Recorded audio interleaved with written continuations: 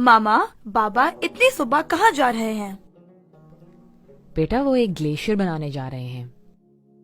अच्छा। हाँ, क्या ग्लेशियर बनाने? नानी सो रही हैं। तुमने स्कूल में इसके बारे में नहीं पढ़ा? ग्लेशियर के बारे में? हाँ, जब हम हॉपर ग्लेशियर गए थे वो बहुत लंबा और बड़ा था, एक दरिया की तरह, लेकिन जमा हुआ। लेकिन मेरा नहीं ख्याल ये इंसानों ने बनाया है। मेरा नहीं ख्याल कि हॉपर ग्लेशियर लोगों ने खुद बनाया था, लेकिन कुछ ग्लेशियर्स लोगों ने खुद भी बनाए हैं। कैसे? साइंसदान तो इसे ग्लेशियर ग्राफ्टिंग कहते हैं, लेकिन पता है हम इसे क्या कहते हैं? ग्लेशियर की शादी। ग्लेशियर की शादी? हाँ, ग्लेशियर की शादी। तुमने उन लोगों की टोकरियों में बर्फ देखी है? असल में उन्होंने इसे एक ग्लेशियर से उठाया है और अब इसे ऊपर किसी जगह पर रखने जा रहे हैं, जहाँ इन्हें लगता है कि एक ग्लेशियर बनाया जा सकता है। जब वो उस जगह पर पहुँचेंगे तो वो कुछ मंत्र पढ़ेंगे। मंत्र पढ़ेंगे? हाँ, नए ग्लेशियर की पैदाइश के लिए। नगर में ये मंत्र शिना, प्रूशस्की और एक पुरानी जुबान में है, जो अब सिर्फ चंद लोगों को याद है। ये मंत्र इसलिए पढ़े जाते हैं ताकि शरारती परियां इससे दूर रहें और सिर्फ अच्छी परियां ही अपनी जादू से इस बर्फ को ग्लेशियर बना सकें। ओह नो मामा, मैं डॉक्टर को बुलाने लगी हूँ, आपको चेकअप की जरूरत है। यकीन करो, शायद हमारे बड़ों का ये काम तुम नई नस्ल को अजीब लगे, लेकिन इसमें बहुत हिकमत है जिसकी तुम लोगों को आहिस्ता आहिस्ता समझ आएगी। ठीक है, लेकिन बर्फ का एक टुकड़ा ग्लेशियर कैसे बन सकता है?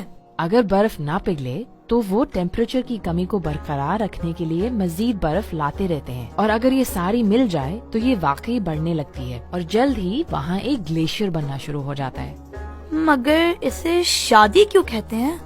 देखो, जिस तरह तुम्हारे अब्बू और अंकल्स यहाँ कर रहे हैं, एक दूसरे गांव में भी इसी तरह कुछ और अंकल्स एक दूसरे ग्लेशियर से बर्फ ला रहे हैं, एक मादा ग्लेशियर से। इनको उम्मीद है कि बर्फ के ये टुकड़े हमारे इन टुकड़ों के साथ मिलकर बढ़ना शुरू हो जाएंगे। कुछ दिनों और महीनों तक अगर ये इसी तरह बढ़ते रहे तो ये एक दूसरे के साथ जुड़ जाएंगे और एक बड़ा ग्लेशियर वजूद में आ जाएगा। इसे हमारे बड़े ग्लेशियर की शादी और साइंसदान ग्लेशियर ग्राफ्टिंग कहते हैं। वाह, नगर तो इंतहाई दिलचस्प है।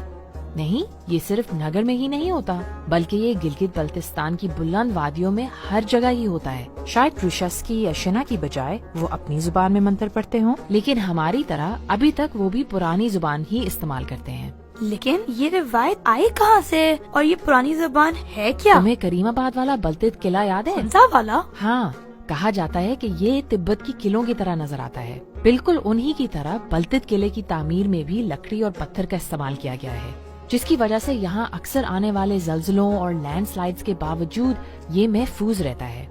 यहाँ तक कि सबसे ऊपर की चोटी भी तिब्बत के बून मजहब के मंदिरों की तरह नजर आती है। लेकिन कैसे मामा? तिब्बत तो हमसे बहुत दूर है। अब शायद ऐसा लगता हो, लेकिन सल्तनते तिब्बत के दौर में बहुत से फनकार और सयाह तिब्बत से इस जगह आते थे, जो बलतित किले जैसी इमारतों पर अपना असर छोड़ गए।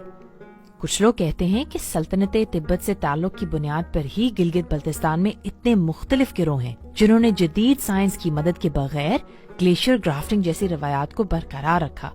वो अपने मंदिरों में जिन पुराने अल्फाज का इस्तेमाल करते हैं वो तिब्बती जुबान के ही हैं। ये तो बहुत जबरदस्त बात है। काश मुझे स्कूल में भी इसके बारे में बताते।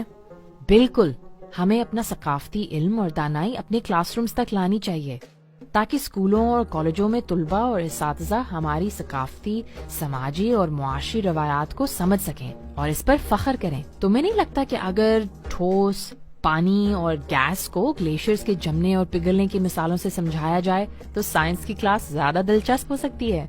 हमारे पास अपनी जमीन, अपने आबा अजदाद, अपनी रवायात, अपने माहौल और एक दूसरे से सीखने के लिए बहुत कुछ है, और इस इल्म को सीखने और फैलाने की बेहतरीन जगह स्कूल है।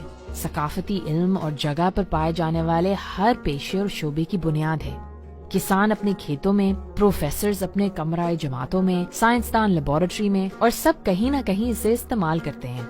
वाह मामा, इसका मतलब है सकाफत और तालीम दो ग्लेशियर की तरह हैं, जो अगर इकट्ठे रहें तो मजीद बड़े और मजबूत हो जाएंगे। हाँ बिल्कुल। अब दुआ करो कि ये ग्लेशियर बढ़कर बर्फ का एक बड़ा पहाड़ बन सके।